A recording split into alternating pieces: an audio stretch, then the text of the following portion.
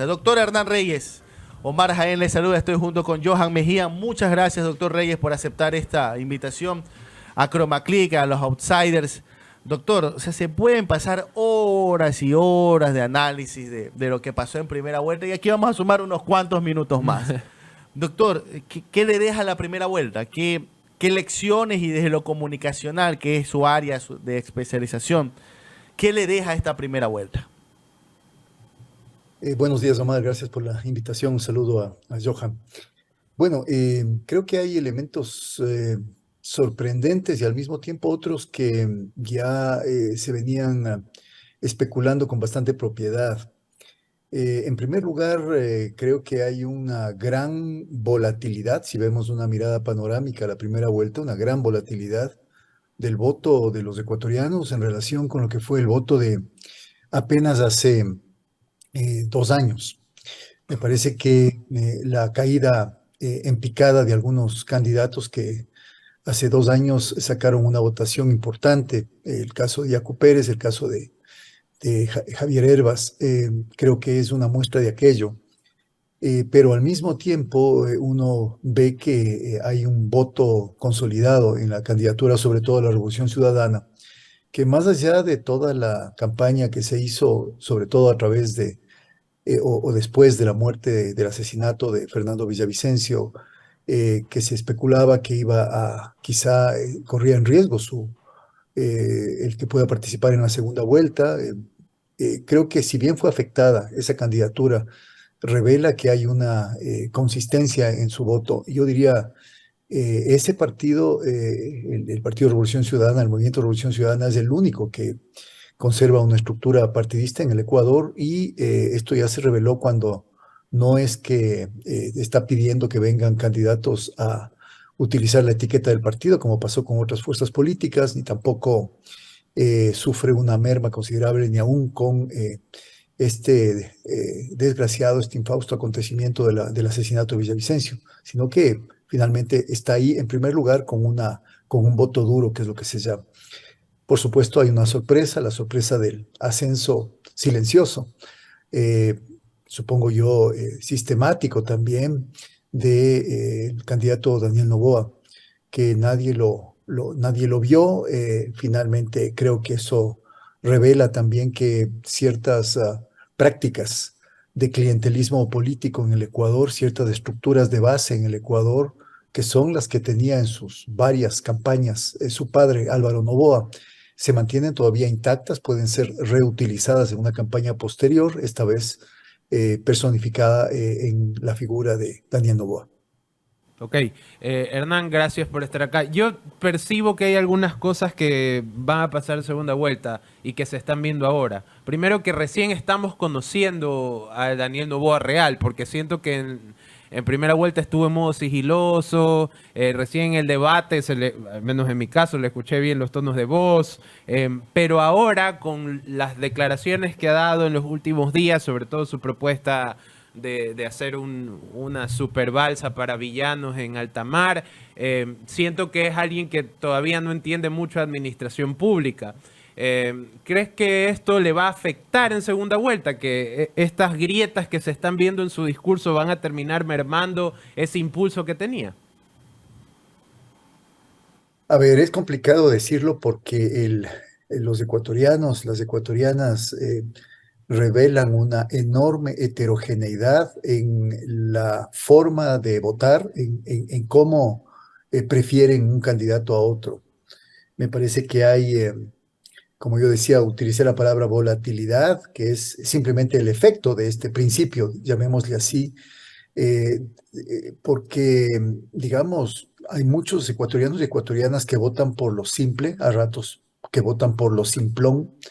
Hacia ellos se dirige un cierto tipo de discurso electoral o electorero, mejor dicho, que más allá de que no sea factible, más allá de que finalmente pueda a un momento determinado inclusive ser inviable ciertas propuestas o promesas de los candidatos, finalmente terminan esas personas, yo diría sobre todo vinculadas a ese sector de desafectos con la política, aquella gente que no le interesa la política, que a la larga escoge casi al final por quién votar, terminan siendo mensajes que a la larga calan.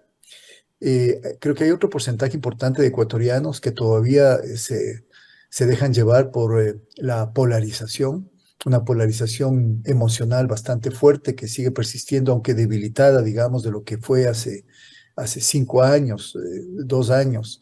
Esta polarización que en el Ecuador adoptó la forma de correísmo, anticorreísmo, y que en otros países donde han triunfado gobiernos progresistas adoptó otras formas. Me parece que ese va a ser otro clivaje, otro elemento, otro factor que va también a entrar en juego. Hay otro sector de votantes que se dejan llevar más por una racionalidad más meditativa de pensar por quién votar, se informan más, algo bastante complicado, digamos, en nuestro medio, donde medios de comunicación tradicionales desde hace muchísimos años acá en el país han adoptado posturas claramente parcializadas y por lo tanto subinforman o desinforman abiertamente. Y qué decir de redes sociales, donde finalmente el estruendo que significa esta especie de cascada inagotable de mensajes a favor, en contra, insultando, alabando, etcétera, etcétera, también permiten poca cabida para este tipo de votante. Entonces yo creo que hay múltiples factores que eh, de hecho estarán siendo considerados por los equipos de campaña de ambos candidatos, de la candidata y del candidato finalistas, y que a la larga van a significar un proceso de segmentación de mensajes dirigidos a esos públicos por distintos canales, canales digitales, canales tradicionales, mensajes directos y presenciales, que por lo visto ha funcionado bastante bien en las campañas, en la campaña que hizo en territorio el candidato Daniel Noboa, según lo que poco a poco va apareciendo, y casi una campaña puerta a puerta con regalos de por medio, inclusive al parecer, mucho dispendio de dinero y más allá de ningún control del Consejo Nacional Electoral. Entonces yo creo que va a ser un proceso bastante complicado en términos de diseño de las campañas y, por otro lado, en términos de la propia realización de la campaña ya en territorio y utilizando medios digitales, redes sociales y medios tradicionales. Eso, una más. Lo que saco de lo que me está diciendo Hernán es que como votantes somos como reaccionarios, es decir, no hay esa volatilidad que menciona, es como que nos dejamos llevar en líneas generales por lo que pasa un día antes o por lo que pasó en la última hora antes de votar, algo así más o menos podríamos decir que somos. Totalmente de acuerdo, y eso va ligado a una rampante desmemoria que tenemos los ecuatorianos. Cuando tenemos un ecosistema mediático que no permite precisamente lograr una racionalidad mínima para entender cuáles son los problemas estructurales del país y cómo estos problemas son primero diagnosticados y luego qué tipo de propuestas de solución, si son viables, si son racionales, si entran dentro de lo posible por parte de los políticos.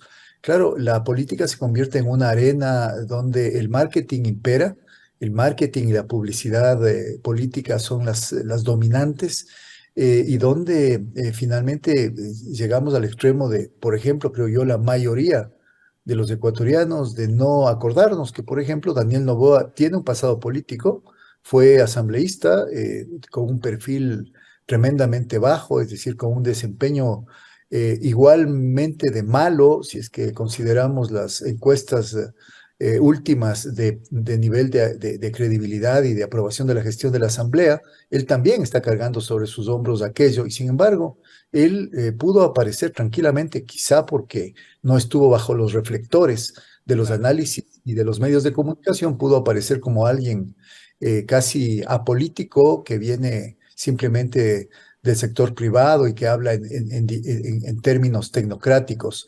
Entonces, yo creo que esa desmemoria de los ecuatorianos que ya nos ha costado caro. Acordémonos que luego del derrocamiento de Abdalá Bucaram, votamos por otras opciones que efectivamente ya mostraban para quien tenga un mínimo interés en la política y en informarse bien, que no eran las adecuadas y que terminaron, por supuesto, saliendo antes de hora del sillón de Carondelet. Ya nos pasó con Lenin Moreno, aunque este es un caso especial, puesto que lo que ahí hubo es un giro de 180 grados, pero ya nos pasó con Lazo. Y la gente parece no entender, y el perfil de Lasso y el perfil de Daniel Noboa se parecen muchísimo. Son dos personas que vienen del gran empresariado ecuatoriano, el uno del sector financiero, el otro del sector más industrial comercial, pero que de alguna manera se ofrecen ante los electores de manera similar, de manera muy parecida, como rompiendo con esta idea de que son políticos, diciendo no somos políticos y venimos a ofrecerles algo nuevo. Y lo de Lasso con su fracaso extremo es la mejor demostración que los ecuatorianos ya fallamos, digo yo, me incluyo, porque si bien no voté por Lasso, formo parte de la sociedad ecuatoriana, ya fallamos y creo que existe el riesgo de que volvamos a fallar estrepitosamente dándole el voto a alguien de quien desconocemos, porque ese es el gran problema de Daniel Noboa. Se desconoce absolutamente qué es lo que él quiere hacer.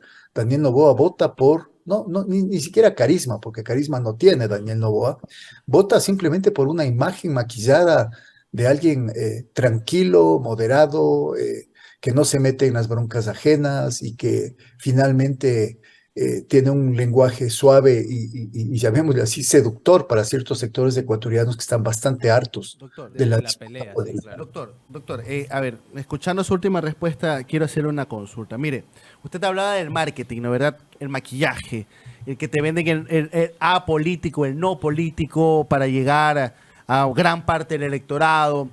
Que, a ver, y aquí viene la gran discusión.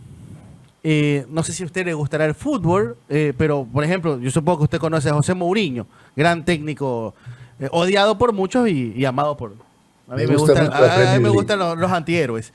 Ya, The Special One. The Special One, ya. Ahora, Mourinho dice, mira, a mí me importa un carajo jugar bien, me importa ganar. ¿Ya? Ok, así sea 1-0, con gol en el minuto 92, lo importante es ganar. De los segundos no se acuerda nadie. Es más, él siempre regala las medallas de plata cuando Claro. queda en segundo lugar. Menos de Álvaro Noboa. Álvaro Noboa Exacto. nos acordamos todos. Exacto. Bueno, el punto es que, y aquí yo hago traslado la situación. La gente, hay sector del correísmo que dice, ¿sabes qué? Hay que tirarnos al lodo del marketing político. Ya, hay que meternos en eso porque si no, no hay victoria. Ujú. ¿De qué te sirve mantenerte en el purismo político, partidario, electoral, si igual pierdes? ¿Ya? Pero en cambio hay un sector conservador dentro del propio correísmo que dice, no caigamos en lo que nos dice Durán Barba, del nuevo electorado, de que hay que banalizar la política, mantengamos el alto nivel de la política y de la discusión. ¿Ya? Y ven al TikTok como algo banal, ven los videos de 15, 20 segundos como una forma de banalizar la política. Y ahí viene la disyuntiva. Ya, te mantienes puro y casto con respecto al quehacer de la política para no meterte en estas cosas banales, pero si no te metes en estas banalidades no ganas. No ganas. Y yo creo que ya lo vieron en el 2021. Lo vieron en el 2021. Los zapatos rojos, el TikTok de Lazo, la frase pegadiza en el debate. Que sí, puede sonar muy feo, pero ganó Lazo. Omar, pero creo que esa no es la principal disyuntiva en estas elecciones. Ambos candidatos, la candidata González, el candidato Noboa, han utilizado el marketing de distinta manera en la primera vuelta. Y supongo yo han utilizado de la mejor manera posible. De hecho, es de conocimiento público que Vinicio Alvarado está también nuevamente al frente de la campaña de marketing de la candidata González y de lo que yo al menos entiendo, Vinicio Alvarado es una de las personas que mejor maneja ese campo. No se trata de eso. A mí me parece que a ratos ya eso es parte, yo diría, del ADN de la política. Perdón por lo del ADN, es parte de la naturaleza de la política ahora, ¿no? Quiero decir, la espectacularización de la política y el espectáculo como yendo de la mano, la personalización de la política, es decir, la figura del candidato por sobre la figura del programa político o los principios de la tienda política a la que representa. Y en ese sentido, el discurso quizá más pegajoso, retórico, más alineado con la publicidad de venta de un objeto que con otra cosa. Eso es ya, dejémoslo, descartémoslo. De hecho, lo tienen que hacer. Claro. Para mí la dicotomía mayor, la tensión mayor, tiene que ver con la idea de que la revolución ciudadana puede ganar las elecciones en el Ecuador en el actual momento, que no es el 2006, que no es el 2008, que no es el 2013, que no es ni siquiera el 2017, Ni 2021 incluso. de 2021 incluso, demasiadas cosas han pasado en el país. Para mí la principal dicotomía es si la Revolución Ciudadana cree que puede ganar sola, que cree que puede ganar con el mismo discurso histórico de siempre, o tiene que renovarse. Y renovarse no significa meter marketing político. Renovarse significa plantearse abiertamente la posibilidad de hacer concesiones en relación con temas que ha venido manejando en una línea dura. Renovarse quiere decir abrirse a otras tiendas políticas y opciones, inclusive de organización social, frente a la cual siempre ha reculado la Revolución Ciudadana de mezclarse, porque finalmente tiene un discurso duro a partir de la figura de su máximo líder, Rafael Correa, y en ese sentido, creo yo, si es que no se abre la Revolución Ciudadana a la posibilidad de replantear, no, ni siquiera digo de hacerse loco, de mirar para otro lado, de no decir nada, sino de replantear abiertamente discursos que tienen que ver con la cuestión social en el Ecuador. Si no se abre a establecer negociaciones con fuerzas políticas, yo no diría tanto del sector de la centro derecha, ahí yo creo que tiene poco que hacer en realidad, sino de sectores que han votado por la centro derecha, no conversar con sectores políticos. Por ejemplo, sería una muy mala idea que se siente a conversar, como algunos dicen, con el social cristianismo. Muy mala idea. Yo creo que tiene que apuntar a votantes que han votado por la centro derecha o por la derecha en estas elecciones, pero que han votado por la derecha porque tienen que reconocer los estrategas de la Revolución Ciudadana, porque el discurso de la Revolución Ciudadana o no les han convencido, o es un discurso todavía demasiado estigmatizado por la polarización a la que me refería. Entonces, a mí me parece que esa es la principal dicotomía a la que se enfrentan ahora los estrategas de campaña de Luisa González. Ahora, doctor, pero a ver, usted lo que está diciendo es se tiene que volver al espíritu constituyente del 2007-2008, ¿no? ¿Verdad? Que en ese momento fue la efervescencia social, veíamos a los grupos sociales llegar al Cerro de Montecristi, allá a Ciudad del Faro, habían las reuniones y todo eso, pero con el traspaso del tiempo y con las fricciones propias de la administración y de la política, surgió esta frase, las líneas rojas. Las líneas rojas. Las famosas líneas rojas, ¿ya? Y, por ejemplo, cuando se le pregunta a Rafael Correa sobre Leonidas Sisa, Rafael Correa dice, mira, yo lo veo una persona muy inteligente, un líder innato dentro de la comunidad indígena, pero tenemos líneas rojas. Por ejemplo, el tema del extractivismo. Sí. ¿Ya? ¿Cómo superar ese tema justamente? ¿Cómo superar las líneas rojas?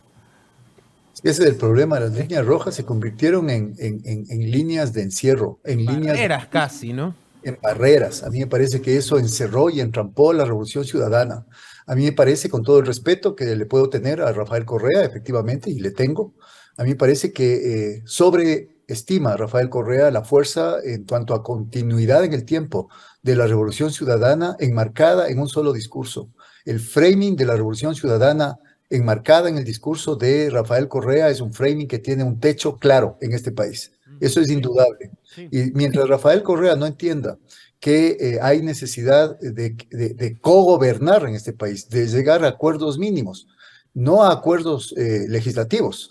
Llegó a acuerdos legislativos la Revolución Ciudadana en la pasada asamblea, inclusive con sectores de la centro derecha, y eso está bien, forma parte de la política. Yo no digo que haya que ser purista, Claro, no hay pero que yo digo, satanizar los acuerdos legislativos. así es, Hay yo mucha digo los gente que lo acuerdos hace. mínimos son más bien con sectores sociales.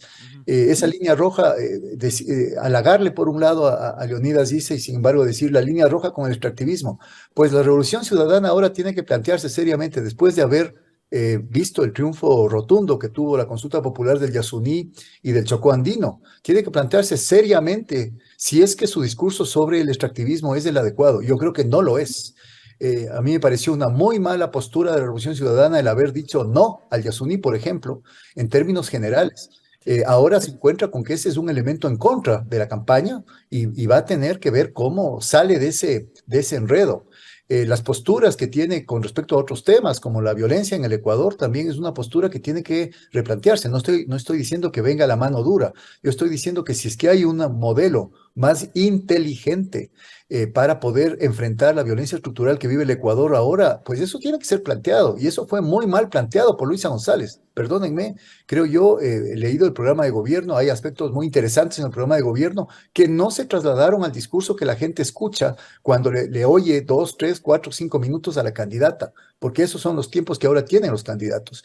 Y así como esos dos temas, ambientalismo, el tema de violencia estructural, el tema de violencia de género, ahí también hay un discurso bastante ambiguo de la Sí, candidata con contradictorio, sí. respecto a demandas de movimientos y organizaciones de mujeres. Yo estoy muy al tanto de esos debates y esas conversaciones y ahí hay una fuerte resistencia de personas que han luchado toda la vida por el activismo en derechos humanos, por el activismo en derechos de las mujeres contra la violencia de género, que realmente no les convence todavía el discurso de Luisa González. Entonces, la pregunta es, ¿quieren finalmente ir a los resultados que vengan en la segunda vuelta manteniendo esa supuesta fidelidad a un discurso cerrado?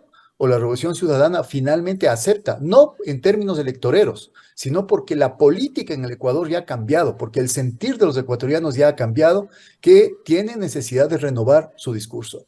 Entonces, yo creo que si no se afronta eso con claridad, me parece que tiene más posibilidades, a pesar de que no es una victoria, no sería una victoria fácil ni holgada, pero tiene más posibilidades de ganar la segunda vuelta Daniel Noboa con todas las debilidades e inconsistencias que tiene su candidatura.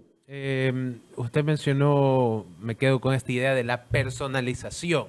Yo creo que, y esto es una opinión mía, que la RC tiene un temor a que salirse de la personalización los haga perder más. Es decir, porque la RC está fundada, argumentada y avanza comunicacionalmente con Rafael Correa al frente. Incluso estando Luisa González, Andrés Arauz, el que fuere, siempre es la figura de Correa la que está ahí.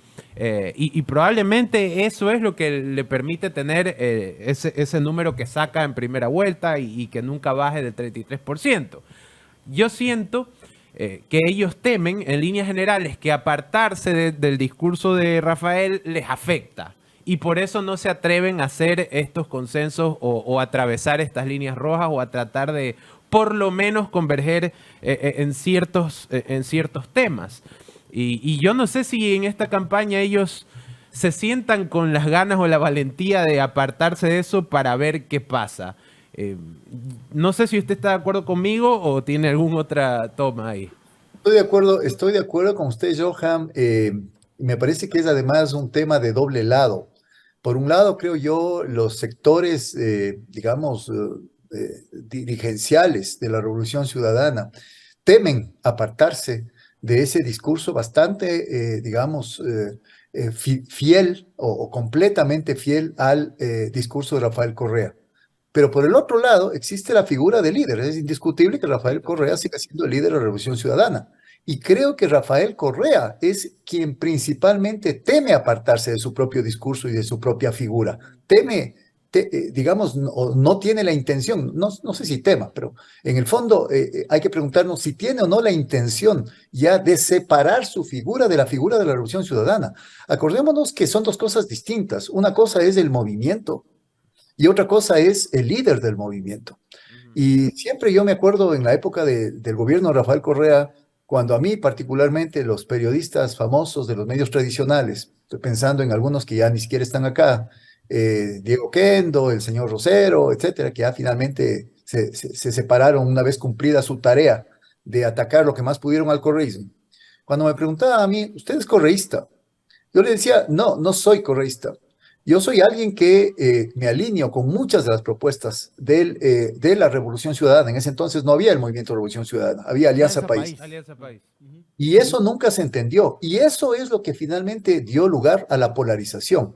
Rafael Correa efectivamente arrastra la votación, llamémosle así, cautiva, dura, el voto duro de Alianza País. Pero al mismo tiempo Rafael Correa arrastra sobre sus espaldas y mientras más directamente intervenga en la campaña, el techo que tiene Alianza País que tiene Revolución Ciudadana como Revolución Ciudadana. Eso tiene que reconocerlo. Y si es que finalmente se empecina él, que es quien tiene la última palabra en el partido, me parece a mí, yo sigo creyendo que eso es así, se empecina en decir, no, aunque sea perdemos, pero somos fieles a nuestros principios, que es algo bastante poco pragmático en la política, según lo que le decía Omar también. La idea es ganar en la política, no perder. Claro. O se vuelve más realista, diríamos, se vuelve más pragmático y empieza a hacer esa separación, Rafael Correa, Revolución Ciudadana, quizá, digo yo, por una visión estratégica. Ahora resulta estratégico aquello y quizá las líneas estas rojas que tanto se habla puedan ser de alguna manera negociadas. Yo no digo inclusive cedidas completamente, pero al menos negociadas. Ni eso se hace. Claro, no, y es que es clave, ya, y con esto cerramos. Eh, el objetivo de la política es ganar y obtener el poder. O sea, ¿qué movimiento político en la historia de la humanidad su motivación no es llegar al poder? Siempre, claro. Por ejemplo, Podemos. Es que sí, tienes que llegar al poder para muy ejecutar lírico lo que de piensas, Podemos, sí fue lo del 15M, fue muy simbólico, representativo, pero nunca llegó al poder. No. Y ahora está Podemos ahora. Miren ahí. Disminuido a la mínima. El radicalismo liberal que ya tiene su surgimiento más o menos en el 2012, 2013, 2014, ya está teniendo ganancias políticas. Tenemos a un Milei que está a puertas de la presidencia de Argentina. Ya, por ejemplo, ¿se imaginan el discurso de Milei? ¿De qué va a servir si no llega a la presidencia? Quedará como algo anecdótico, Se pero va a quedar tienes que como ganar. como el Tienes que ganar. fenómeno libertario pandémico, ¿no? Claro, o sea, pero tienes que llegar. Entonces, ese es el objetivo de la política, ¿no? Y ahí, insisto, vienen las disyuntivas, ¿no? ¿Por qué camino coger para llegar a eso?